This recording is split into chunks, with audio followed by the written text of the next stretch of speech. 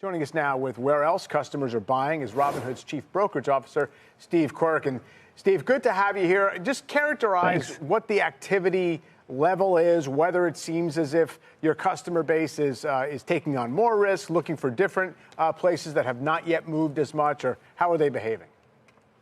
Sure. Thanks for having me, Mike. So I would characterize their behavior as still very engaged. If you look at our volumes across all asset classes, equities, options, even crypto, and even the deposit behavior, we're seeing a lot of customers bring in a lot of money and put it to work.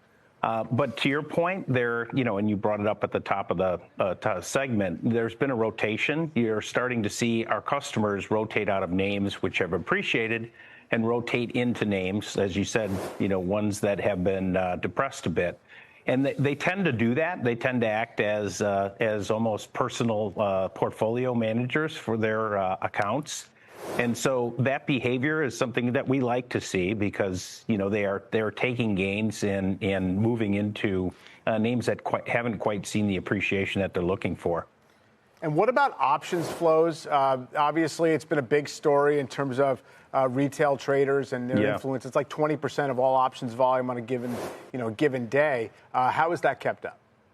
It's kept up. Yeah, I think some of the instruments that have been rolled out and that are getting a lot of traction are instruments that trade around the clock, like index options from the CBOE. And also options of a shorter duration, so people can be a little more surgical. For example, if I know Apple's earnings are coming out and I'm sitting on a 40% gain in an Apple position, protecting myself for a shorter duration is much less expensive than having to buy a monthly insurance policy, if you will. So I think you're seeing people find many more uses for option, not just, protection, income generation, but other ways to be a little more tactical. Steve, I wanted to talk to you about Tesla being dethroned because that does seem to be a very interesting stat. I mean, this has always been the most traded stock and also the most traded option out there. So when you saw in August that investors are starting to pull out of Tesla, I'm wondering if, is the activity in the retail investor when it comes to a name like a Tesla and Nvidia, is it predictive or is it coincidental in terms of Tesla, maybe investors locking in the gains, the nice gains in the month of August in Tesla and rotating to something else? Or, in your experience with these sorts of things, is it predictive of a stock move? I don't know if I would say it's predictive. I would just say, I think to your point, their retail customers have become very, very savvy and astute in taking gains, and not hanging in positions, or at least taking partial gains when they see nice appreciation in names and when, that's happened there. But to your point, it's been at the leaderboard in terms of holdings for 5 years. So it was surprising, to see it get bumped off and Nvidia pop in. But, of course, the enthusiasm around Nvidia and the whole sector, is something that I think we're seeing across retail in general.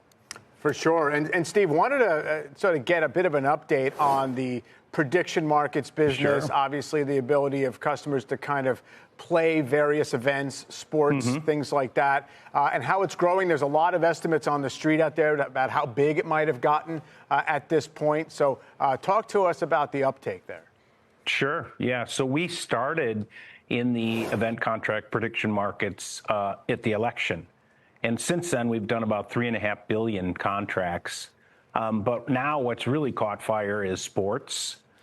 So between Thursday and Sunday this week, we did 300 million contracts. And the Sunday night game was the biggest one ever for us. We cover about 6 categories across economics, financials, current events, and sports. And we see a nice mix of volumes across them, but sports is by far and away the largest. So I think there's an interesting intersection happening here with traditional tradable assets, with cryptocurrencies, the technology behind both of those, and then the prediction markets, because in addition to having them be tradable, they're an amazing source of information for people. Just to, we'll see millions of people on our platform on a Saturday night. just trying to see what is happening in the world of sports, and that drives them to look at everything else we're doing.